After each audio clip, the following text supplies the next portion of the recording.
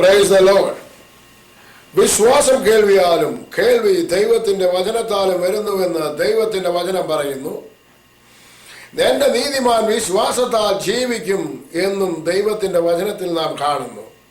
അങ്ങനെയെങ്കിൽ വിശ്വാസ ജീവിതത്തിൽ വിശ്വാസം എങ്ങനെ ഇരിക്കുന്നു എന്ന് പരിശോധിക്കേണ്ടിയിരിക്കുന്നു. ആ പരിശോധനയുടെ സ്റ്റെപ്പുകളായിരുന്നു ഇതുവരെയും കേട്ടുകൊണ്ടിരുന്നത്. അടുത്തതായി ഇനി അതിൻ്റെ ബാക്കി ഭാഗങ്ങളാണ് കേൾക്കുവാൻ പോകുന്നത്. ദൈവം ആ സ്റ്റെപ്പുകളിലൂടെ, ഓരോ സ്റ്റെപ്പുകളിലൂടെയും നിങ്ങളെ ഏവരെയും ധാരാളമായി അനുഗ്രഹിക്കട്ടെ എന്ന് പ്രാർത്ഥിക്കുന്നു. ഞാനുമായോ എൻ്റെ മിനിസ്ട്രിയുമായോ കോൺടാക്ട് ചെയ്യാൻ ആഗ്രഹിക്കുന്നവർ ഇമെയിൽ അഡ്രസ്സിൽ ഞങ്ങളുമായി ബന്ധപ്പെടുവാൻ കർത്താവിൽ നിങ്ങളോട് അഭ്യർത്ഥിക്കുന്നു. ദൈവം ധാരാളമായി നിങ്ങളെ ഏവരെയും അനുഗ്രഹിക്കട്ടെ. വിശ്വാസ കപ്പൽ നമുക്ക് എല്ലാവർക്കും അറിയാവുന്നതാണ്. വിശ്വാസ കപ്പൽ എങ്ങനെയുള്ളതാണ് നമുക്കൊന്ന് വായിക്കാം. 1 തിമോത്തി 1:19. 1 തിമോത്തി 1:19. ചിലർ നല്ല മനസാക്ഷി തള്ളിക്കളഞ്ഞിട്ട് അവരുടെ വിശ്വാസ കപ്പൽ തകർന്നുപോയി.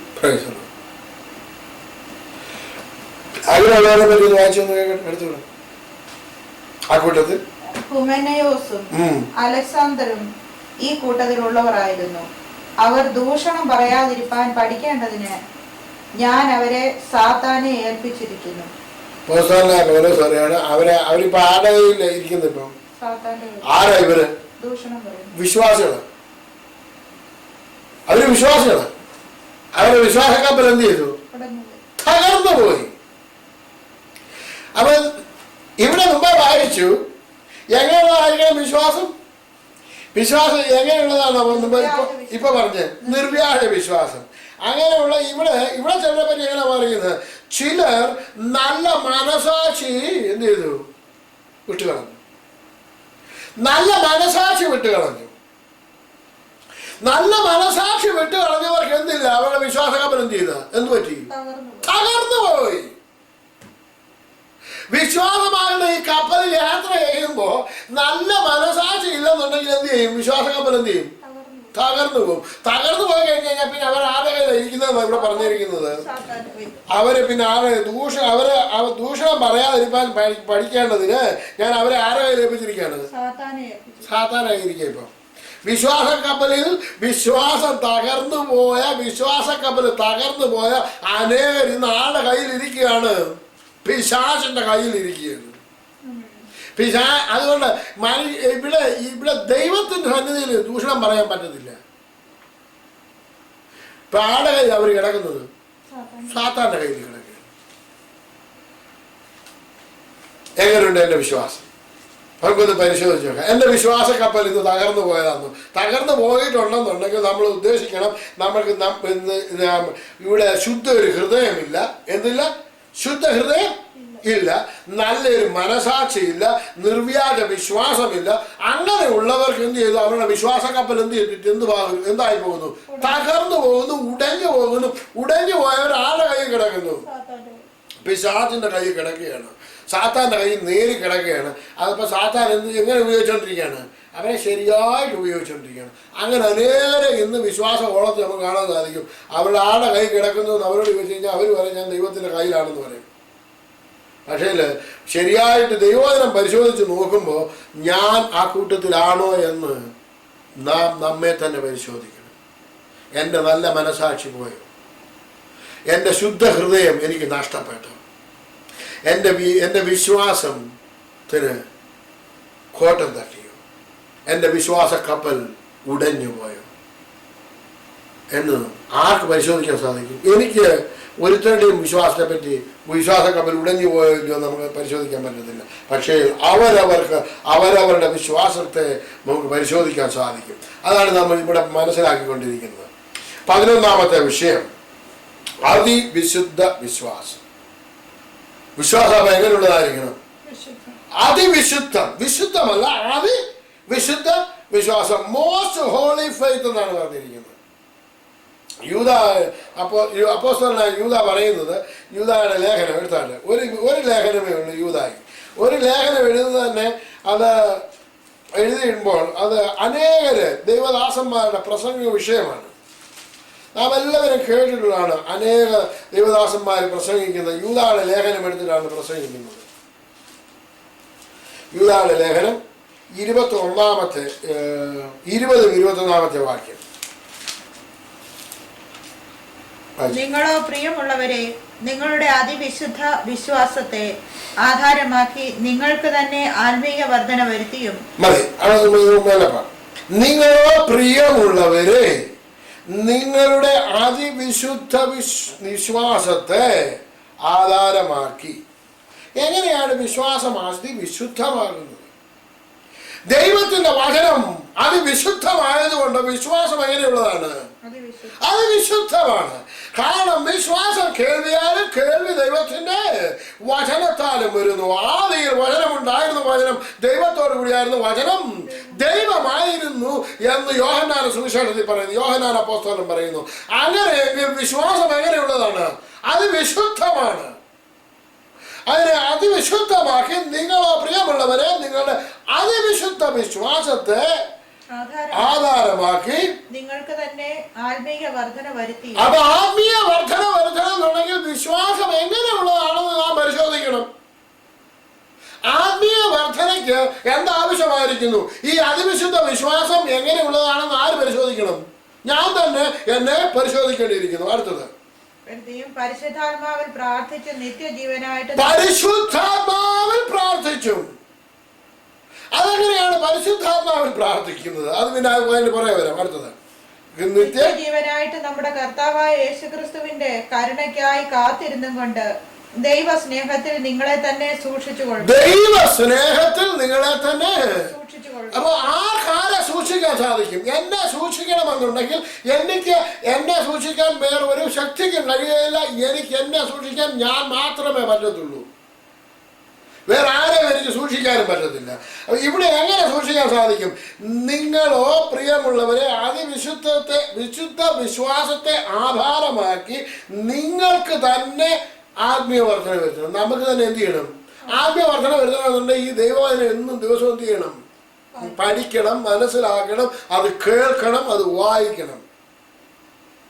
വിശ്വാസം എങ്ങനെ വരുന്നത്? കേൾവിയാൽ. വിശ്വാസം കേൾക്കണമെന്നുണ്ടെങ്കിൽ ദൈവവചനം എന്ത് ചെയ്യണം? നമ്മൾ വായിക്കണം. വായിച്ച് നമ്മൾ മനസ്സിലാക്കി അത് മനസ്സിലാക്കുമ്പോൾ നമ്മുടെ വിശ്വാസം എന്ത് ചെയ്യും? ആത്മീയ വർധന വരും.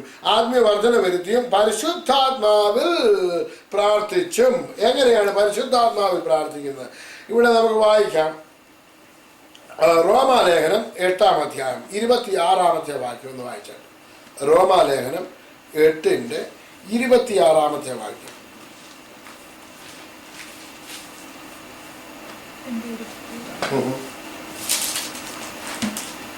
അവണ്ണം തന്നെ ആത്മാവ് നമ്മുടെ ബലഹീനതയ്ക്ക് തുണ നിൽക്കുന്നു. വേണ്ടും പോലെ പ്രാർത്ഥിക്കേണ്ടത് എന്തെന്ന് നാം അറിയുന്നില്ലല്ലോ. വേണ്ടും പോലെ പ്രാർത്ഥിക്കേണ്ടത് എന്തെന്ന് നാം അറിയുന്നില്ലല്ലോ. ആത്മാവ് തന്നെ ഉച്ചരിച്ചുകൂടാത്ത ഞരക്കങ്ങളാൽ നമുക്ക് വേണ്ടി പക്ഷവാദം ചെയ്യുന്നു. ആത്മാവ് താനും ഉച്ചരിച്ചുകൂടാത്ത ഞരക്കങ്ങളാൽ നമുക്ക് വേണ്ടി എന്ത് ചെയ്യുന്നു? പക്ഷവാദം ചെയ്യുന്നു. വേണ്ടും വണ്ണം നമുക്ക് എന്ത് അറിയത്തില്ല, പ്രാർത്ഥിപ്പാൻ അറിയത്തില്ല. അപ്പൊ നമ്മൾ എന്തിൽ പ്രാർത്ഥിക്കണം? പരിശുദ്ധാത്മാവിൽ പ്രാർത്ഥിക്കണം. ഓക്കെ, വായിച്ചു. അടുത്തത്, എന്നാൽ ആത്മാവ് വിശുദ്ധന്മാർക്ക് വേണ്ടി ദൈവഹിതപ്രകാരം പക്ഷവാദം ചെയ്യുന്നത് കൊണ്ട്, ആത്മാവ് ദൈവഹിതപ്രകാരം എന്ത് ചെയ്യുന്നു? പക്ഷവാദം ചെയ്യുന്നത് കൊണ്ട് ആത്മാവിന്റെ ചിന്ത ഇന്നതെന്ന് ഹൃദയങ്ങളെ പരിശോധിക്കുന്നവൻ അറിയുന്നു. അപ്പൊ നമ്മൾ എങ്ങനെയാണ് പ്രാർത്ഥിക്കേണ്ടത്? പരിശുദ്ധാത്മാവിൽ നമ്മൾ എന്ത് പ്രാർത്ഥിക്കണം? അന്യഭാഷകളിൽ പ്രാർത്ഥിക്കണം. ഇവിടെ 1 കൊരിന്ത്യർ 14-ാം അധ്യായം വായിച്ചാൽ അതിന്റെ 18-ാമത്തെ വാക്യം, അതിന്റെ 15-ാമത്തെ വാക്യം മുതൽ വായിച്ചാൽ. 1 കൊരിന്ത്യർ 14-ന്റെ-15 മുതൽ വാക്യം. ആകയാൽ എന്ത്? ഞാൻ ആത്മാവ് കൊണ്ട് പ്രാർത്ഥിക്കും, ബുദ്ധി കൊണ്ടും പ്രാർത്ഥിക്കും, ആത്മാവ് കൊണ്ട് പാടും, ബുദ്ധി കൊണ്ടും പാടും. അല്ല, നീ ആത്മാവ് കൊണ്ട് സ്തോത്രം ചൊല്ലിയാൽ ആത്മവരമില്ലാത്തവൻ ഇല്ലാത്തവൻ നീ മതി മതി മതി മതി. ഇവിടെ അപ്പോസ്തലനായ പൗലോസ് പറയുകയാണ്, ഞാൻ എങ്ങനെയൊക്കെയാണ് പ്രാർത്ഥിക്കുന്നത്? ആത്മാവ് കൊണ്ട് പാടും, ആത്മാവ് കൊണ്ട് ഞാൻ പ്രാർത്ഥിക്കും, ബുദ്ധി കൊണ്ട് ഞാൻ പ്രാർത്ഥിക്കും, ബുദ്ധി കൊണ്ട് ഞാൻ പാടുകയും ചെയ്യും. അപ്പൊ നമ്മൾ എന്തുകൊണ്ടൊക്കെയാണ് പ്രാർത്ഥിക്കേണ്ടത്? നമ്മൾ ആത്മാവ് കൊണ്ടും പ്രാർത്ഥിക്കണം, ബുദ്ധി കൊണ്ടും പ്രാർത്ഥിക്കണം. ആത്മാവിലും പ്രാർത്ഥിക്കണം, ബുദ്ധിയിലും പ്രാർത്ഥിക്കണം. ആത്മാവിലും പാടണം, ബുദ്ധിയിലും പാടണം. അപ്പോസ്തലനായ പൗലോസിന് ആവശ്യമായിരിക്കുന്നുവെങ്കിൽ നമുക്ക് എത്രയാ അധികമായിരിക്കുന്നു. നമുക്ക് ഒരു ഭാഗം കൂടെ നോക്കാം. എഫേസ്യ ലേഖനം 6-ാം അധ്യായം അതിന്റെ 16-ാമത്തെ വാക്യം. എഫേസ്യ ലേഖനം 6-ാമത്തെ അധ്യായം അതിന്റെ 16-ാമത്തെ വാക്യം. 16 എല്ലാറ്റിനും മീതെ ദുഷ്ടന്റെ തീയമ്പുകളെ ഒക്കെയും കെടുക്കുവാൻ തക്കതായ വിശ്വാസം എന്ന പരിച എടുത്തുകൊണ്ട് ഈ എല്ലാറ്റിനും മീതെ ദുഷ്ടന്റെ തീയമ്പുകളെ കെടുത്തുവാൻ തക്കതായ വിശ്വാസം എന്ന പരിച എടുത്തുകൊണ്ടും നിൽപ്പീൻ. രക്ഷ എന്ന ശിരസ്ത്രവും ദൈവവചനം എന്ന ആത്മാവിന്റെ വാടും കൈക്കൊള്ളുവീൻ. സകല പ്രാർത്ഥനയാലും നമ്മൾ ശ്രദ്ധിക്കേണ്ടത്, സകല പ്രാർത്ഥനയാലും യാചനയാലും ഏതു നേരത്തും ആത്മാവിൽ പ്രാർത്ഥിച്ചും അതിനായി ജാഗരിച്ചും കൊണ്ട്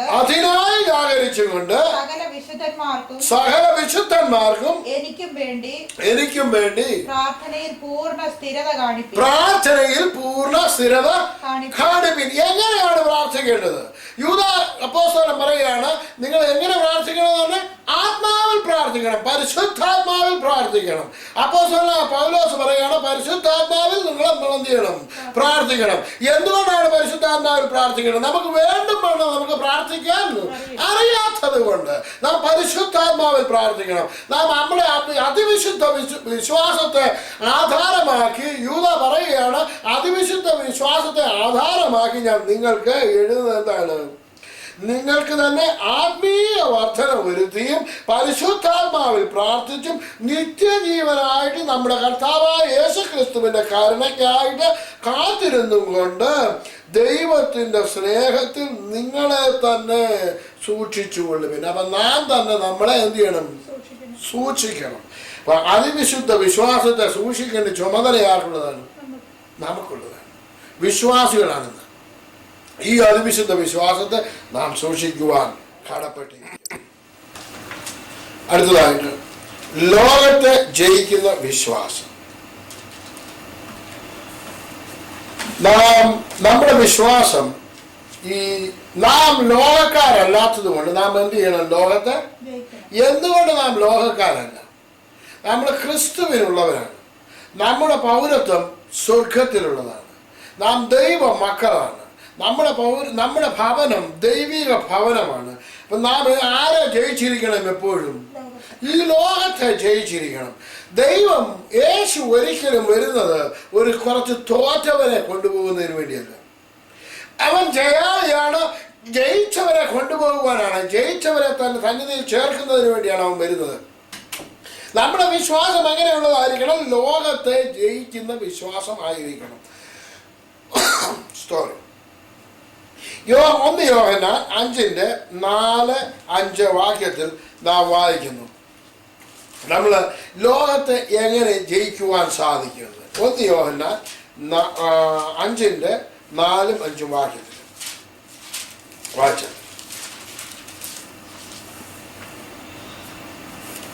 ദൈവത്തിൽ നിന്ന് ജനിച്ചതൊക്കെയും ലോകത്തെ ജയിക്കുന്നു.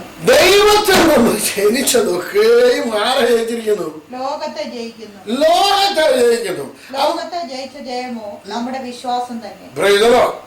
അടുത്തത്, യേശു ദൈവപുത്രൻ എന്ന് വിശ്വസിക്കുന്നവൻ അല്ലാതെ ആരാകുന്നു ലോകത്തെ ജയിക്കുന്നവൻ? ലോകത്തെ ജയിക്കണമെന്നുണ്ടെങ്കിൽ ഒറ്റ മാർഗമേ ഉള്ളൂ.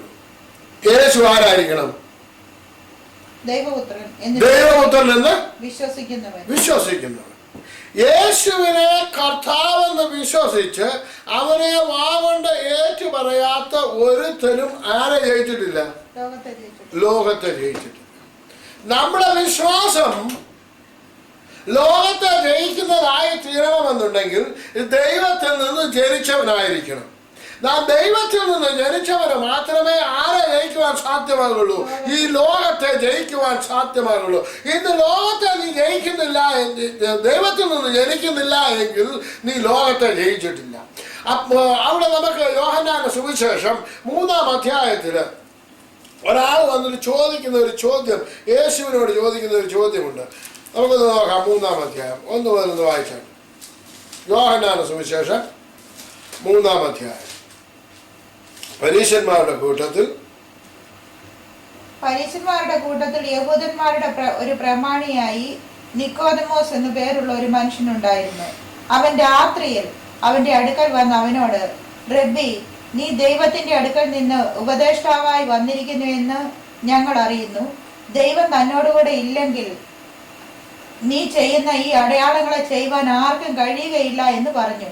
യേശു അവനോട്, ആമേൻ ആമേൻ, ഞാൻ നിന്നോട് പറയുന്നു, പുതുതായി ജനിച്ചില്ല എങ്കിൽ ദൈവരാജ്യം കാണുവാൻ ആർക്കും കഴിയും. ആമേൻ ആമേൻ, ഞാൻ നിന്നോട് പറയുന്നു, പുതുതായി ജനിച്ചില്ല എങ്കിൽ ദൈവരാജ്യം കാണുവാൻ ആർക്കും കഴിയുകയില്ല. അപ്പോ ഒരു വീണ്ടും ജനനം ആവശ്യമായിരിക്കുന്നു ഈ ലോകത്തെ ജയിക്കണമെന്നുണ്ടെങ്കിൽ. അടുത്തത് വായിച്ചു. നിക്കോദിമോസ് അവനോട്, മനുഷ്യൻ വൃദ്ധനായ ശേഷം ജനിക്കുന്നത് എങ്ങനെ? ന്യായകരമായ ഒരു ചോദ്യമാണ്. രണ്ടാമതും അമ്മയുടെ ഉദരത്തിൽ കടന്ന് ജനിക്കാമോ എന്ന് ചോദിച്ചു.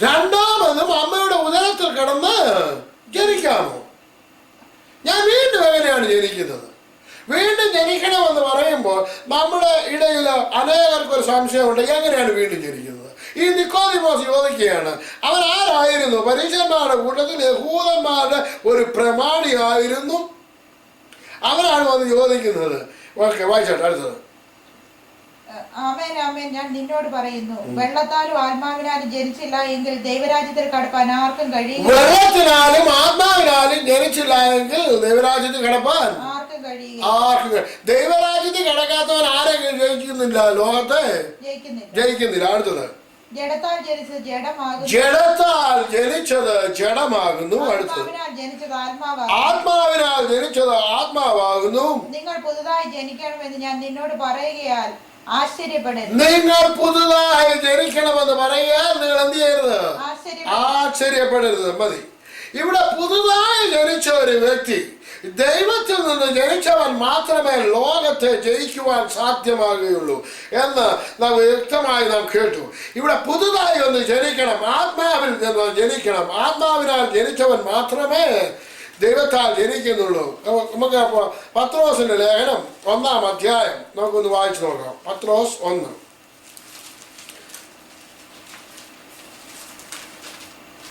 പത്രോസ് 1:23 വാക്യം വായിച്ചു. കെടുന്ന ബീജത്താലല്ല, കെടാത്തതിനാൽ ജീവനുള്ളതും നിലനിൽക്കുന്നതുമായ ദൈവവചനത്താൽ തന്നെ നിങ്ങൾ വീണ്ടും ജനിച്ചിരിക്കുന്നു. ദൈവജനമേ, എന്നെ കേൾക്കുന്ന ദൈവജനമേ, ഇന്ന് നീ വീണ്ടും ജനിച്ചിട്ടില്ല എങ്കിൽ ഇന്ന് വീണ്ടും ജനിക്കേണ്ടിയിരിക്കുന്നു. കെടുന്ന ബീജത്താലല്ല, കെടാത്തതിനാൽ ജീവനുള്ളതും നിലനിൽക്കുന്നതുമായ ദൈവവചനത്താൽ തന്നെ നിങ്ങൾ വീണ്ടും ജനിച്ചിരിക്കുന്നു. വീണ്ടും ജനിച്ച ഒരു വ്യക്തിക്ക് മാത്രമേ ഈ ലോകത്തെ ജയിപ്പാൻ സാധ്യമാകുകയുള്ളൂ. എങ്ങനെയാണ് വീണ്ടും ജനിക്കുന്നത്? റോമാലേഖനം 10:9-10 വാക്യത്തില് ഈ വീണ്ടും ജനനത്തെ പറ്റി പറയുന്നു. വീണ്ടും ജനിക്കാത്ത ഒരു വ്യക്തിക്ക് കർത്താവ് ഈ ലോകത്തെ ജയിക്കുവാൻ സാധ്യമല്ല. ലോകത്തെ ജയിക്കുന്ന വിശ്വാസമോ ദൈവത്തിൽ നിന്ന് ജനിച്ചതോ ലോകത്തെയും ദൈവത്തിൽ നിന്ന് ജനിച്ചതൊക്കെയും ലോകത്തെ ജയിക്കുന്നു. ദൈവത്തിൽ നിന്ന് ജനിക്കാത്തവൻ ആരും ലോകത്തെ ജയിക്കുകയില്ല. വായിച്ചാട്ടെ. റോമാലേഖനം 10:9-10.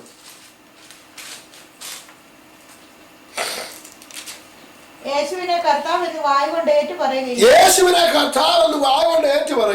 ദൈവം അവനെ മരിച്ചവരിൽ നിന്ന് ഉയർത്തെഴുന്നേൽപ്പിച്ചു എന്ന് ഹൃദയം കൊണ്ട് വിശ്വസിക്കുകയും ചെയ്താൽ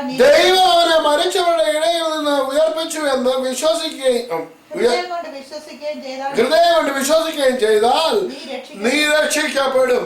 അടുത്തത്, ഹൃദയം കൊണ്ട് നീതിക്കായി വിശ്വസിക്കുകയും ഹൃദയം കൊണ്ട് നീതിക്കായി വിശ്വസിക്കുകയും വായ് കൊണ്ട് രക്ഷയ്ക്കായി ഏറ്റുപറയുകയും ചെയ്തു. വായ് കൊണ്ട് രക്ഷയ്ക്കായി ഏറ്റുപറയുകയും ചെയ്തു. ഈ വ്യക്തിക്ക് മാത്രമേ ലോകത്തെ ജയിപ്പാൻ കഴിയുകയുള്ളൂ. ലോകത്തെ ജയിച്ച എന്നിട്ട് വായിക്കുന്നത് 1 യോഹന്നാൻ 5:4 ദൈവത്തിൽ നിന്ന് ജനിച്ചതൊക്കെയും ലോകത്തെ ജയിച്ചിരിക്കുന്നു. ലോകത്തെ ജയിച്ച ജയമോ നമ്മുടെ വിശ്വാസം തന്നെ. Praise the Lord. എന്താണ് ലോകത്തെ ജയിച്ച ജയം? വിശ്വാസം തന്നെ. എന്നിട്ട് യേശു ദൈവപുത്രൻ എന്ന് വിശ്വസിക്കുന്നവൻ അല്ലാതെ ആരാകുന്നു ലോകത്തെ ജയിച്ചവൻ? വിശ്വാസികളായിരിക്കുന്ന നാം ആരെ ജയിച്ചിരിക്കുന്നു? ലോകത്തെ ജയിച്ചിരിക്കുന്നു നാം. അതുകൊണ്ട് ആരാണ്? ദൈവ മക്കളാണ്. ദൈവരാജ്യത്തിന് ആരാണ്? അവകാശികളാണ്. അങ്ങനെ അവകാശികൾ മാത്രമേ ലോകത്തെ ജയിക്കാൻ സാധ്യമാകുകയുള്ളൂ. അടുത്തത് 13-ാമത്തേത് വിശ്വാസത്തിന്റെ വാദൻ. വിശ്വാസത്തിന്റെ വാദൻ എന്ന് കേൾക്കുമ്പോൾ വിശ്വാസത്തിന് വാദലുണ്ടോ എന്ന് ചോദിക്കും. നാം വിശ്വാസത്തിന്റെ അളവുകളാണല്ലോ പഠിച്ചുകൊണ്ടിരിക്കുന്നത്. വിശ്വാസം എങ്ങനെ നമ്മളെ മെഷർ ചെയ്യാൻ സാധിക്കും എന്നുള്ളതാണ്. നാം എങ്ങനെയാണ് മറ്റുള്ളവരെ നമുക്ക് അളന്നെടുക്കാൻ സാധ്യമാകില്ല. അപ്പോൾ ആരുടെയാണ് എൻ്റെ വിശ്വാസം എങ്ങനെയിരിക്കുന്നു? എനിക്ക് വിശ്വാസത്തിൻ്റെ വാതിൽ എങ്ങനെയാണ് തുറന്നു കിട്ടുന്നത് എന്ന് പറഞ്ഞാൽ ദൈവവചനം എനിക്കിങ്ങനെ തുറന്ന് കിട്ടണം. അപ്പോസ്തല പ്രവൃത്തി 14-ാം അധ്യായത്തിനകത്ത് എഴുതിയിട്ടുണ്ട്, ഡോർ ഓഫ് ഫെയ്ത്ത്, വിശ്വാസത്തിൻ്റെ വാതിൽ. അപ്പോസ്തലന്മാര് ഈ വിശ്വാസത്തെ പറ്റി വളരെ വിശദമായിട്ട് ഈ പുതിയ നിയമത്തിൽ നമ്മളെ പഠിപ്പിക്കുന്നു. പഴയ നിയമ വിശുദ്ധന്മാര് അല്പം വിശ്വാസികൾ മാത്രമേ ഉണ്ടായിരുന്നുള്ളൂ. എന്നാൽ ഇന്ന് ലോകത്തിന് പുതിയ നിയമ വിശ്വാസികളായിരിക്കുന്ന നമുക്ക് ദൈവം അനേക കാര്യങ്ങൾ നമുക്ക് തന്നിട്ടുണ്ട്, അനേക വാഗ്ദത്തങ്ങൾ തന്നിട്ടുണ്ട്. അത് പ്രാപിക്കുവാൻ നമുക്ക് സാധിക്കും.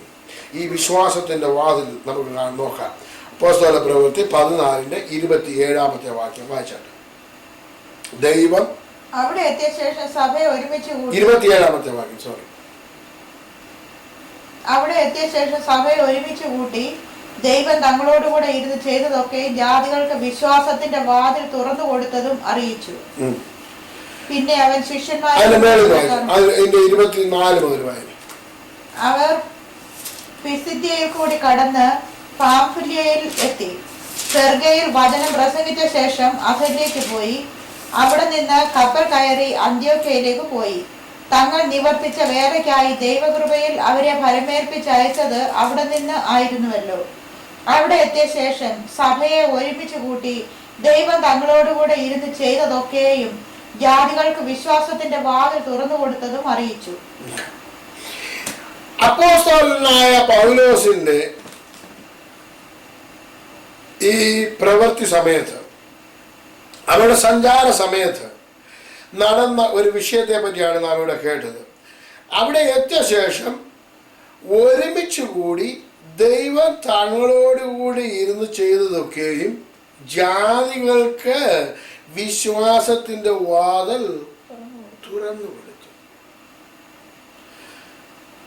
നമ്മുടെ പ്രവൃത്തി, നാം മറ്റുള്ളവരോട് സുവിശേഷം അറിയിക്കുമ്പോൾ ആരാണ് ഈ വാതിൽ തുറന്നു കൊടുക്കേണ്ടത്? ദൈവം. ദൈവം അവരുടെ ഹൃദയത്തിൽ വിശ്വാസത്തിന്റെ വാതിൽ എന്ത് ചെയ്തു കൊടുക്കണം? തുറന്നു കൊടുക്കണം. അപ്പോൾ നാം മറ്റുള്ളവരോട് സുവിശേഷം അറിയിക്കുവാൻ പോകുന്നതിന് മുമ്പ് അവരുടെ വിശ്വാസത്തിന്റെ വാതിൽ തുറന്നു കൊടുക്കുന്നതിന് വേണ്ടി നാം എന്ത് ചെയ്യണം? ദൈവത്തോട് പ്രാർത്ഥിക്കണം. അങ്ങനെ പ്രാർത്ഥിച്ച് പ്രവർത്തിക്കുന്ന വ്യക്തികൾക്ക് മാത്രമേ ദൈവം വിശ്വാസത്തിന്റെ വാതിൽ അവർക്ക് തുറന്നു കൊടുക്കുകയുള്ളൂ. പിന്നെ അവർ ശിഷ്യന്മാരോടുകൂടെ കുറെ കാലം അവിടെ പാർത്തു. അവർക്ക് ദൈവം വിശ്വാസത്തിന്റെ വാതിൽ തുറന്നു കൊടുക്കുക. നമ്മൾ പ്രവർത്തിക്കുമ്പോൾ, നമ്മൾ സുവിശേഷ വേലയ്ക്ക് വേണ്ടി നാം ആയിത്തീരുമ്പോൾ, മറ്റുള്ളവരോട് സുവിശേഷം അറിയിക്കുമ്പോൾ ദൈവം അവരുടെ വിശ്വാസത്തിന്റെ വാതിൽ തുറന്നു കൊടുക്കേണ്ടതിന് വേണ്ടി നാം എന്ത് ചെയ്യണം? നാം പ്രാർത്ഥിക്കേണ്ടിയിരിക്കുന്നു. അവൻ ദൈവം അങ്ങനെ വിശ്വാസം അവരുടെ ഹൃദയങ്ങളെ തുറന്നു കൊടുക്കുമ്പോൾ വിശ്വാസം അവരുടെ ഉള്ളിൽ വ്യാപരിക്കുകയും വിശ്വാസത്താൽ അവർ കർത്താവിന്റെ രക്ഷിതാവുമായി സ്വീകരിക്കുവാൻ ഇടയാകുകയും ചെയ്യും. അവർക്ക് അങ്ങനെ ദൈവം വിശ്വാസത്തിന്റെ വാതിൽ തുറന്നു കൊടുത്തതായി നാം ഇവിടെ കാണുന്നു. അടുത്തത് 14 വിശ്വാസത്താലുള്ള ശുദ്ധീകരണം. അപ്പോസ്തലപ്രവൃത്തി 15-9 വാക്യത്തിൽ വായിക്കുന്നു. വിശ്വാസത്താലുള്ള ശുദ്ധീകരണം. വിശ്വാസത്താൽ എങ്ങനെയാണ്? അവരുടെ ഹൃദയങ്ങളെ ശുദ്ധീകരിച്ചതിൽ നമുക്കും അവർക്കും തമ്മിൽ ഒരു വ്യത്യാസവും വെച്ചിട്ടില്ല. ഇത് ജാതിയെ പറ്റിയാണ് വീണ്ടും പറയുന്നത്. വിശ്വാസത്താൽ അവരുടെ ഹൃദയങ്ങളെ ആര് ശുദ്ധീകരിച്ചു? ദൈവം ശുദ്ധീകരിച്ചു. വിശ്വാസത്താൽ മാത്രമേ ഒരു ശുദ്ധീകരണം നടക്കുകയുള്ളൂ. ഞാൻ പാപിയായിരുന്നു, ഞാൻ ഒരു പാപത്തിൽ ജീവിച്ചിരുന്നു. ഈ പാപത്തിൽ നിന്നൊരു ശുദ്ധീകരണം എനിക്ക് എങ്ങനെ ലഭിച്ചു? വിശ്വാസത്താൽ ലഭിച്ചു. ഈ വിശ്വാസത്തിന്റെ വാതിൽ എനിക്ക് തുറന്നു കിട്ടി. അനേകർക്ക് വിശ്വാസത്തിന്റെ വാതിൽ അടഞ്ഞു കിടക്കുകയാണ്. അതുകൊണ്ട് അവരുടെ വിശ്വാസം ലഭിക്കാതെ അവർക്ക് ശുദ്ധീകരണം പ്രാപിക്കാതെ ഇരിക്കുന്നു. ഇവർക്ക് എന്ത് ചെയ്തു? വിശ്വാസത്താൽ അവരുടെ ഹൃദയങ്ങളെ, അതിന്റെ 7 മുതലുള്ള വാക്യം വായിച്ചാട്ട് 15-7 മുതൽ. സഹോദരന്മാരെ, കുറെ നാൾ മുൻപേ ദൈവം നിങ്ങളിൽ വെച്ച് ഞാൻ മുഖാന്തരം ജാതികൾ സുവിശേഷ വചനം കേട്ട് വിശ്വസിക്കണം എന്ന് നിശ്ചയിച്ചത് നിങ്ങൾ അറിയുന്നുവല്ലോ. ജാതികളെ എന്ത് ചെയ്യണമെന്ന് ദൈവവചനം കേട്ട് വിശ്വസിക്കണമെന്ന് നിങ്ങൾ അറിയുന്നുവല്ലോ. അടുത്തത്, ഹൃദയങ്ങളെ അറിയുന്ന ദൈവം നമുക്ക് തന്നതുപോലെ അവർക്കും പരിശുദ്ധാത്മാവിനെ കൊടുത്തുകൊണ്ട് സാക്ഷി നിന്ന് വിശ്വാസത്താൽ അവരുടെ ഹൃദയങ്ങളെ ശുദ്ധീകരിച്ചതിനാൽ നമുക്കും അവർക്കും തമ്മിൽ ഒരു വ്യത്യാസവും വെച്ചിട്ടില്ല. അപ്പോൾ ഈ വിശ്വാസത്തിൽ കടന്നു വരുന്നവർക്ക് പുതിയ വിശ്വാസി എന്നോ പഴയ വിശ്വാസി എന്നോ എന്തെങ്കിലും വ്യത്യാസം ദൈവം വെച്ചിട്ടുണ്ടോ? ഒരു വ്യത്യാസം വെച്ചിട്ടില്ല. ശുദ്ധീകരണം ഇന്ന് ശുദ്ധീകരണം പ്രാപിച്ചവരും 10 വർഷം മുമ്പ് ശുദ്ധീകരണം പ്രാപിച്ചവരും തമ്മിൽ ദൈവസന്നിധിയിൽ എന്തില്ല? ദൈവസന്നിധിയിൽ വ്യത്യാസമില്ല. കാരണം ദൈവം ശുദ്ധീകരിച്ചതിനെ ആർ കുറ്റം വിധിക്കും? ദൈവമാണ് ശുദ്ധീകരിച്ചത്. ദൈവം അവന്റെ ഹൃദയത്തെ എന്ത് ചെയ്തു? ശുദ്ധീകരിച്ചു. യെശയ്യാ പ്രവചനം 1-ാം അധ്യായം അതിന്റെ 18-ാമത്തെ വാക്യത്തിനകത്തുനിന്ന് വായിച്ചാണ് എങ്ങനെയാണ് ശുദ്ധീകരണം പ്രാപിക്കുന്നത് നമുക്ക് നോക്കാം. യെശയ്യാ പ്രവചനം 18-ാം അധ്യായം 1-ാം അധ്യായം 18-ാമത്തെ വാക്യം. വരുവീൻ നമുക്ക് തമ്മിൽ വാദിക്കാമെന്ന് യഹോവ അരുളിച്ചെയ്യുന്നു. നിങ്ങളുടെ പാപങ്ങൾ കടും ചുവപ്പായിരുന്നാലും ഹിമം പോലെ വെളുക്കും. രക്താംബരം പോലെ ചുവന്നിരുന്നാലും പഞ്ഞി പോലെയായി തീരും. നിങ്ങൾ മനസ്സ് വെച്ച് കേട്ട് അനുസരിക്കുന്നു എങ്കിൽ ദേശത്തിലെ നന്മ അനുഭവിക്കും. മറുത്ത് മത്സരിക്കുന്നു എങ്കിലോ നിങ്ങൾ വാളിനിരയായി തീരും എന്ന് യഹോവയുടെ വായ അരുളി ചെയ്യുന്നു. ഈ ശുദ്ധീകരണം എങ്ങനെയാണ് ഉണ്ടായിരിക്കുന്നത്? കേട്ട് അനുസരിക്കുന്നവർക്ക് ശുദ്ധീകരണമുണ്ട്. പാപമത്ര കടും ചുവപ്പായിരുന്നാലും രക്താംബരം പോലെ ചുവന്നിരുന്നാലും അത് വെള്ളയായി തീർക്കുവാൻ ശക്തിയുള്ളത് നാം കേട്ട് അനുസരിക്കുമ്പോഴാണ്. കേൾക്കണമെങ്കിൽ വിശ്വാസ കേൾവിയാലും കേൾവി ദൈവത്തിന്റെ വചനത്താലും വരുന്നു. അത് കേൾക്കുന്നവരായിട്ട് മാത്രമല്ല ദൈവവചനം അനുസരിക്കുന്നവരായി തീരുന്നവർക്ക് എന്തുണ്ട്? ഒരു ശുദ്ധീകരണമുണ്ട്. ഈ ജാതികളായിരുന്നവർ എന്ത് ചെയ്തു? അവർ കേട്ട് അനുസരിച്ചത് കൊണ്ട് അവരെന്ത് ചെയ്തു? ദൈവം അവർക്ക് വിശ്വാസത്തിന്റെ വാതിൽ തുറന്നു കൊടുത്തു. അതിനാൽ വിശ്വാസത്താൽ അവരെന്ത് ചെയ്തു? ശുദ്ധീകരണം പ്രാപിച്ചു. ഇപ്പം അവരും അപ്പോസ്തലനുമായിട്ട് എന്തെങ്കിലും വ്യത്യാസമുണ്ടോ? അപ്പോസ്തലനുമായിട്ട് അവരുമായിട്ട് യാതൊരു വ്യത്യാസവുമില്ല.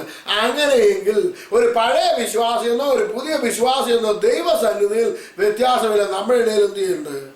വ്യത്യാസമുണ്ട്. പക്ഷെ അത് നമുക്കിടയിൽ പാടില്ല. കാരണം ദൈവം അങ്ങനെ ഒരു വ്യത്യാസം ആർക്കും തമ്മിൽ വെച്ചിട്ടില്ല. അങ്ങനെ വിശ്വാസത്താൽ നമുക്ക് എന്ത് ചെയ്യാൻ സാധിക്കും? ശുദ്ധീകരണം പ്രാപിക്കുവാൻ സാധിക്കും. അബ്രഹാം വിശ്വസിച്ചു, അവനത് നീതിയായി കണക്കിട്ടു. അബ്രഹാം വിശ്വസിച്ച് അവനത് നീതിയായി കണക്കിട്ടു. എങ്ങനെയാണ് ദാവീദ് ശുദ്ധീകരണം പ്രാപിച്ചത്? 51-ാം സങ്കീർത്തനം ഒന്ന് എടുത്താട്ടെ. 51-ാം സങ്കീർത്തനം. ദാവീദ് എങ്ങനെയാണ് വിശ്വാസത്താൽ ശുദ്ധീകരണം പ്രാപിച്ചത്? അതിന്റെ 10 മുതൽ വായിച്ച താഴെ കിട്ടിയോ? ദൈവമേ, നിർമ്മലമായ ഒരു ഹൃദയം എന്നിൽ സൃഷ്ടിച്ച് സ്ഥിരമായ ഒരു ആത്മാവിനെ എന്നിൽ പുതുക്കണമേ. ദൈവമേ, നിർമ്മലമായ ഒരു ഹൃദയം എന്നിൽ സൃഷ്ടിച്ച് സ്ഥിരമായ ആത്മാവിനെ എന്നിൽ പുതുക്കണമേ. നിന്റെ സന്നിധിയിൽ നിന്ന് എന്നെ തള്ളിക്കളയരുത്. ഇത് എന്തുകൊണ്ടാണ് നിന്റെ സന്നിധിയിൽ നിന്ന് എന്നെ തള്ളിക്കളയരുത് എന്ന് പറയുന്നത്? അവൻ കുല ചെയ്തു, വ്യഭിചാരം ചെയ്തു, ഇത്ര വലിയൊരു കുറ്റം ഇരിക്കുകയാണ്. അപ്പോഴാണ് ദൈവസന്നിധിയിൽ ആര് കടന്നു വരികയാണ്? നാഥാൻ കടന്നു വന്ന് പ്രവാചകൻ പറയുകയാണ്, ആ തെറ്റുകാരൻ നീയാണ്. വിരൽ ചൂണ്ടിക്കൊണ്ട് നാഥാൻ പറയുകയാണ്, അവൻ നീ തന്നെ എന്ന് പറയുമ്പോൾ ദൈവസന്നിധി തന്നെ തന്നെ താഴ്ത്തി ദാവീദ് പ്രാർത്ഥിക്കുകയാണ്. പറഞ്ഞാണ് അടുത്തത്, നിന്റെ പരിശുദ്ധാത്മാവിനെ എന്നിൽ നിന്ന് എടുക്കുകയും അരുതേ. നിന്റെ രക്ഷയുടെ സന്തോഷം എനിക്ക് തിരികെ തരയണമേ. മനസ്സൊരുക്കമുള്ള ആത്മാവിനാൽ എന്നെ താങ്ങണമേ. ഞാൻ അപ്പോൾ അതിക്രമക്കാരോട് നിന്റെ വഴികളെ ഉപദേശിക്കും, പാപികൾ നിങ്കലേക്ക് മനം തിരിയും. എന്റെ രക്ഷയുടെ ദൈവമായ ദൈവമേ, രക്തപാതകത്തിൽ നിന്ന് എന്നെ വിടുവിക്കണമേ. എന്നാൽ എന്റെ നാവ് നിന്റെ നീതിയെ ഘോഷിക്കും. കർത്താവേ, എന്റെ അഗ്രങ്ങളെ തുറക്കണമേ. എന്നാൽ എന്റെ വായ് നിന്റെ സ്തുതിയെ വർണ്ണിക്കും. ഹന്യയാഗം നീ ഇച്ഛിക്കുന്നില്ല, അല്ലെങ്കിൽ ഞാൻ അർപ്പിക്കുമായിരുന്നു. ഹോമയാഗത്തിൽ നിനക്ക് പ്രസാദവുമില്ല. ദൈവത്തിന്റെ ഹനനയാഗങ്ങൾ തകർന്നിരിക്കുന്ന മനസ്സ്, തകർന്ന് നുറുങ്ങിയിരിക്കുന്ന ഹൃദയത്തെ ദൈവമേ നീ നിരസിക്കയില്ല. നിന്റെ പ്രസാദ പ്രകാരം സിയോനോട് നന്മ ചെയ്യണമേ. യെരൂശലേമിന്റെ മതിലുകളെ പണിയണമേ. ഇവിടെ 16-ാമത്തെ വാക്യത്തിൽ വായിക്കുന്ന ഹനനയാഗം നീ ഇച്ഛിക്കുന്നില്ല, ഹോമയാഗത്തിൽ നിനക്ക് പ്രസാദവുമില്ല. നമ്മുടെ പ്രവർത്തികൾ ഒന്നും ദൈവത്തിന് പ്രസാദമല്ല. ദൈവത്തിന് വേണ്ടിയാണ് തകർന്നു നുറുങ്ങിയിരിക്കുന്ന ഹൃദയത്തെ നീ നിരസിക്കുകയില്ല. ദൈവ സന്നിധിയില് ഈ ദാവീദ് വിശ്വാസത്താൽ എന്ത് ചെയ്തു? ശുദ്ധീകരണം പ്രാപിച്ചു. ദാവീദ് ശുദ്ധീകരണം പ്രാപിച്ചത് വിശ്വാസത്താലായിരുന്നു. നമുക്ക് പുതിയ നിയമ സഭയ്ക്ക് ദൈവം കൊടുത്തിരിക്കുന്നത് വിശ്വാസത്താലുള്ള നീതീകരണമാണ്, വിശ്വാസത്താലുള്ള ശുദ്ധീകരണമാണ്. ഈ ശുദ്ധീകരണം അന്യനും പരദേശിക്കും യഹൂദനും ഒരുപോലെ കൊടുത്തിരിക്കുകയാണ്. ദൈവം കൊടുത്തിരിക്കുകയാണ്. അപ്പോസ്തലനായ പൗലോസ് പറയുന്നത് എങ്ങനെയായിരുന്നു? അപ്പോസ്തല പ്രവൃത്തി 15:9 വായിക്കുന്നു, വിശ്വാസത്താൽ അവരുടെ ഹൃദയങ്ങളെ ശുദ്ധീകരിച്ചതിനാൽ നമുക്കും അവർക്കും തമ്മിൽ ഒരു വ്യത്യാസവും വെച്ചിട്ടില്ല. അടുത്തത് വിശ്വാസത്തിന്റെ സന്തോഷം. ഇംഗ്ലീഷിൽ ജോയ് ഓഫ് ഫെയ്ത്ത് എന്ന് വായിക്കുന്നു. ഫിലിപ്പിയ ലേഖനം 1:25 അതിന്റെ 22 മുതൽ വായിച്ചിട്ടുണ്ട്. എന്നാൽ ജഡത്തിൽ ജീവിക്കുന്നതിനാൽ എന്റെ വേലയ്ക്ക് ഫലം വരുമെങ്കിൽ ഏത് തെരഞ്ഞെടുക്കേണ്ടു എന്ന് ഞാൻ അറിയുന്നില്ല. ഇവ രണ്ടിനാലും ഞാൻ ഞെരുങ്ങുന്നു. വിട്ടുപിരിഞ്ഞ് ക്രിസ്തുവിനോടുകൂടെ ഇരിപ്പാൻ എനിക്ക് കാംക്ഷയുണ്ട്. അത് അത്യുത്തമമല്ലോ. എന്നാൽ ഞാൻ ജഡത്തിൽ ഇരിക്കുന്നത് നിങ്ങൾ നിമിത്തം ഏറെ ആവശ്യം. ഇങ്ങനെ ഉറച്ചുകൊണ്ട് നിങ്ങളുടെ വിശ്വാസത്തിന്റെ അഭിവൃദ്ധിക്കും സന്തോഷത്തിനുമായി തന്നെ ഞാൻ ജീവനോടിരിക്കും എന്നും നിങ്ങളോട് എല്ലാവരോടും കൂടെ ഇരിക്കുമെന്നും അറിയുന്നു. ഇവിടെ നാം വായിച്ചിട്ടുള്ളത് അപ്പോസ്തലനായ പൗലോസിന്റെ ജീവിതത്തെ പറ്റിയാണ്. കാരാഗ്രഹത്തിൽ കിടക്കുന്ന പൗലോസിന്റെ ജീവിതത്തിൽ മരണം മുൻ കണ്ടുകൊണ്ടിരിക്കുകയാണ്. ആ ഇരിക്കുന്ന പൗലോസ് പറയുകയാണ്, ഞാൻ ജഡത്തിൽ ജീവിക്കുന്നതിനാൽ വേലയ്ക്ക് ഫലം വരുമെങ്കിൽ ഏത് തിരഞ്ഞെടുക്കണമെന്ന് ഞാൻ അറിയുന്നില്ല. ഇവ രണ്ടിനാലും ഞരങ്ങുന്നു. എന്നിട്ട് പറയുന്നത്, വിട്ടുപിരിഞ്ഞ് ക്രിസ്തുവിനോട് കൂടെ ഇരിപ്പാൻ എനിക്ക് കാംക്ഷയുണ്ട്. ഈ ലോകത്തിൽ നിന്ന് മാറ്റപ്പെട്ട് ദൈവസന്നിധിയിൽ എത്തുവാൻ എനിക്ക് എന്ത് ചെയ്യുന്നുണ്ട്? ആഗ്രഹമുണ്ട്. അത് അത്യുത്തമമാണ്. എന്നാൽ ഞാൻ ജഡത്തിൽ ഇരിക്കുന്നത് നിങ്ങൾ നിമിത്തം ഏറെ ആവശ്യം. കാരണം എന്താണ് ആവശ്യം?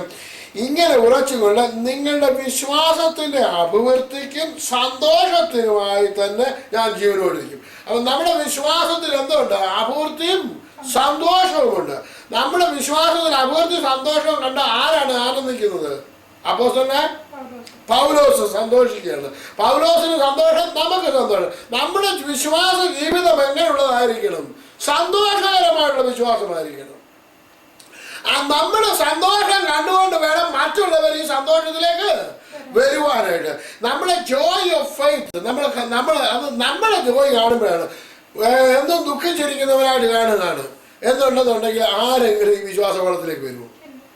ഒരുത്തരും നമ്മുടെ വിശ്വാസ കോളത്തിലേക്ക് വരും. അപ്പം നമ്മുടെ സന്തോഷം എപ്പോൾ ചോദിച്ചു പറഞ്ഞാൽ നമ്മൾ ആരായിരിക്കണം? വിശ്വാസത്തിൽ സന്തോഷമുള്ളവരായിരിക്കണം. വിശ്വാസത്തിൽ സന്തോഷമുള്ളവരാണെങ്കിൽ മാത്രമേ മറ്റുള്ളവർ ഈ വിശ്വാസത്തിലേക്ക് കടന്നു വരുവാൻ സാധ്യമാകുള്ളൂ.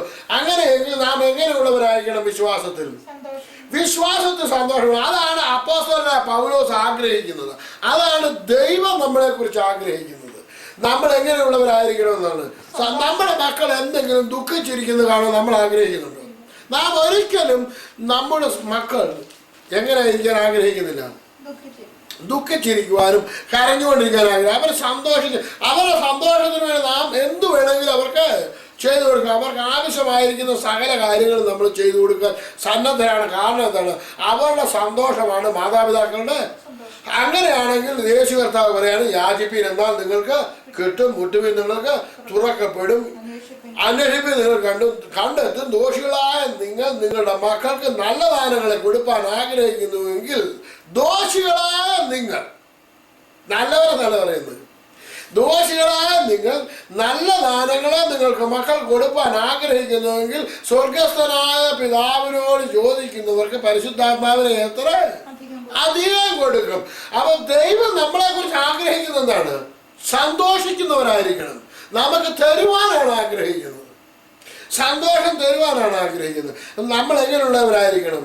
വിശ്വാസത്തിൽ സന്തോഷമുള്ളവരായിരിക്കണം. നമ്മുടെ ജീവിതം കൊണ്ട് മറ്റുള്ളവരെ കണ്ടിട്ട് അവൻ്റെ ആ സന്തോഷം, അവൻ്റെ ആ മുഖത്തെ പ്രസാദം, അല്ലെ അവരുടെ കുടുംബത്തിൽ ചെന്ന് കഴിഞ്ഞാൽ അവരുടെ കുടുംബത്തിലെ ആ സന്തോഷം ഒന്ന് കണ്ടാൽ അവരോടൊപ്പം എനിക്ക് സന്തോഷിക്കാൻ തോന്നുമെന്ന് മറ്റുള്ളവർക്ക് എന്ത് ചെയ്യണം? തോന്നണം. അങ്ങനെ ആയിരിക്കണം നമ്മുടെ വിശ്വാസ ജീവിതം. അപ്പം നമ്മുടെ സന്തോഷമാണ് ദൈവത്തിൻ്റെ ആവശ്യം. ദൈവം നമ്മളെ കുറിച്ച് ആഗ്രഹിക്കുന്നത് എന്താണ്? സന്തോഷിക്കുന്നവരെ, എന്ന് കരഞ്ഞു വിളിച്ചോണ്ടിരിക്കുന്നവരല്ല, എന്ന് സന്തോഷിക്കുന്നവരായിരിക്കണം. നമ്മുടെ ജീവിതത്തിൽ എങ്ങനെയാണ്? നീതിമാന്റെ ഭവനത്തിൽ എന്തുണ്ട്? ജയത്തിന്റെയും ഉല്ലാസത്തിന്റെയും. തോൽവിയുടെ ഘോഷമല്ല അവിടെ ഉള്ളത്. ഉല്ലാസത്തിന്റെയും ജയത്തിന്റെയും ഘോഷം. ഉല്ലാസവും ജയം ഉള്ളിടത്ത് എന്താണ് അവിടെ എപ്പോഴും ഉള്ളത്? സന്തോഷമാണുള്ളത്. സന്തോഷം ഉള്ളിടത്ത് എന്താണ്? അത് എവിടെയാണ് സന്തോഷമുള്ളത്? വിശ്വാസ ജീവിതത്തിലാണുള്ളത്. അപ്പൊ അത് നമുക്കുണ്ടായിരിക്കണം. അടുത്തത്, അങ്ങനെയുള്ള വിശ്വാസ ജീവിതത്തിലാണോ ഞാൻ ആയിരിക്കുന്നതെന്ന് ആര് പരിശോധിക്കണം? ഞാൻ തന്നെ എന്നെ പരിശോധിക്കേണ്ടിയിരിക്കുന്നു. അടുത്തത്, വിശ്വാസം എന്ന യാഗം. വിശ്വാസം എന്ന യാഗം, ഫെയ്ത്ത് ഓഫ് സാക്രിഫൈസ്. ഫിലിപ്പിയ ലേഖനം 2:17.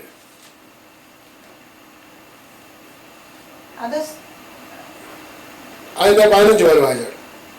ചിലർ ക്രിസ്തുവിനെ അസൂയയും പിണക്കവും നിമിത്തം പ്രസംഗിക്കുന്നു, ചിലരോ നല്ല മനസ്സോടെ തന്നെ. അവർ എവിടെ മല വായിക്കുന്നത്? ഫിലിപ്പിയ ലേഖനം 2:14 മുതൽ വായിക്കും. അന്നേരം മനസ്സിലാകും.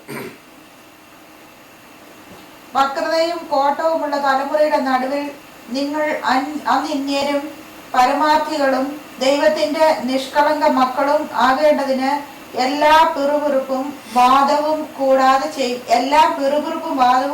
ചെയ്യുകയും അവരുടെ ഇടയിൽ നിങ്ങൾ ജീവന്റെ വചനം പ്രമാണിച്ചുകൊണ്ട് ലോകത്തിൽ ജ്യോതിസുകളെ പോലെ പ്രകാശിക്കുന്നു. അങ്ങനെ ഞാൻ ഓടിയതും അധ്വാനിച്ചതും വെറുതെ ആയില്ല എന്ന് ക്രിസ്തുവിന്റെ നാളിൽ എനിക്ക് പ്രശംസയുണ്ടാകും. എന്നാൽ നിങ്ങളുടെ വിശ്വാസം എന്ന യാഗം അർപ്പിക്കുന്ന ശുശ്രൂഷയിൽ എന്റെ രക്തം ഒഴുക്കേണ്ടി വന്നാലും ഞാൻ സന്തോഷിക്കും. ഇവിടെ വിശ്വാസ ജീവിതത്തിൽ ഈ കുറച്ച് യാഗം അർപ്പിക്കേണ്ടതായിട്ട് വരുന്നു. എന്താണ് വിശ്വാസത്തിന്റെ യാഗം? ഇവിടെ വായിച്ചു കേട്ടു. എവിടെയാണ് നമ്മൾ ജീവിക്കുന്നത്? വക്രതയും കോട്ടവുമുള്ള തലമുറയുടെ നടുവിൽ നമ്മൾ ആരായിരിക്കണം? നിങ്ങൾ അനിന്യരായിരിക്കണം.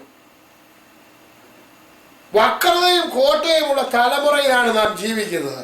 അവിടെ നാം മറ്റുള്ളവരെ നിന്ദിക്കാൻ ഇടയായി തീരരുത്. അനിന്യരും പരമാർത്ഥികളും ദൈവത്തിന്റെ നിഷ്കളങ്ക മക്കളും ആകേണ്ടതിന് എല്ലാ പിറുപിറുപ്പും വാദവും കൂടാതെ അങ്ങനെയുള്ളവർക്ക് എന്തുകൊണ്ട്? അപ്പൊ പിറുപിറുപ്പും കൂടാതെ വാദം കൂടാതെ ചെയ്യണമെന്നുണ്ടെങ്കിൽ അതൊരു വിശ്വാസ യാഗമാണ്. കാരണം ഈ വിശ്വാസ ഓളത്തിൽ പ്രശ്നങ്ങൾ ഉണ്ടാകുന്ന ആ പ്രശ്നങ്ങളെ പറഞ്ഞുകൊണ്ടും പ്രതികൂലങ്ങളെ പറഞ്ഞുകൊണ്ടും ചെയ്യുന്നവരൊക്കെ എന്താണ് ദൈവത്തിന് പൂർണ്ണ ഹൃദയത്തോടെയാണ് നമ്മൾ ചെയ്യുന്നത്. അന്നോ അങ്ങനെ ചെയ്യുന്ന നമ്മളെ ദൈവസന്നിധിയിലെ ജീവനുള്ള യാഗമായിട്ട് നമ്മൾ സമർപ്പിക്കുന്നുണ്ടോ? നമ്മൾ പൂർണ്ണ ദൈവസന്നിധിയിൽ യാഗമായി നമ്മളെ സമർപ്പിക്കണമെന്നുണ്ടെങ്കിൽ പിറവെറുപ്പും വാദവും കൂടാതെ ചെയ്യുവിൻ. എന്നിട്ട് അവരുടെ ഇടയിൽ നിങ്ങൾ ജീവന്റെ വചനം പ്രമാണിച്ച് ലോകത്തിൽ ജ്യോതിസുകളെ പോലെ പ്രകാശിക്കണം. ഓ, നമ്മൾ ലോകത്തിൽ ആരെ പോലെ പ്രകാശിക്കണം? ജ്യോതിസുകളെ പോലെ പ്രകാശിക്കണം. ജീവന്റെ വചനം പ്രമാണിച്ചുകൊണ്ട് ലോകത്തിൽ ജ്യോതിസുകളെ പോലെ പ്രകാശിക്കുന്നു. അങ്ങനെ ഞാൻ ഓടിയതും അധ്വാനിച്ചതും വെറുതെ ആയില്ല എന്ന് ക്രിസ്തുവിന്റെ നാളിൽ എനിക്ക് പ്രശംസയുണ്ട്. അപ്പൊ അങ്ങനെയുള്ളവർക്ക് എന്തുണ്ട്? ക്രിസ്തുവിന്റെ നാളിൽ പ്രശംസയുണ്ട്. എന്താണ്? ഞാൻ ഓടിയതും അധ്വാനിച്ചതും ഒന്നും പിറുപിറുത്തോട് ചെയ്യുന്നവരോ അവനൊന്നും ഈ ജ്യോതിസിനെ പോലെ അല്ലേ ഇരിക്കുന്നത്. അവരൊന്നും ഇതിനൊരു യാഗം അർപ്പിച്ചിട്ടില്ല. എന്താണ് യാഗം? വിശ്വാസ ജീവിതത്തിൽ ഒരു യാഗം ആവശ്യമാണ്. ചില പ്രതികൂല സാഹചര്യങ്ങളെ കാണുന്നുണ്ട്, പിന്മാറിപ്പോകുന്നതല്ല. ഇതിന് നമ്മൾക്ക് സ്വയം അർപ്പിക്കുകയാണ്. സ്വയം അർപ്പണമാണ് യാഗം.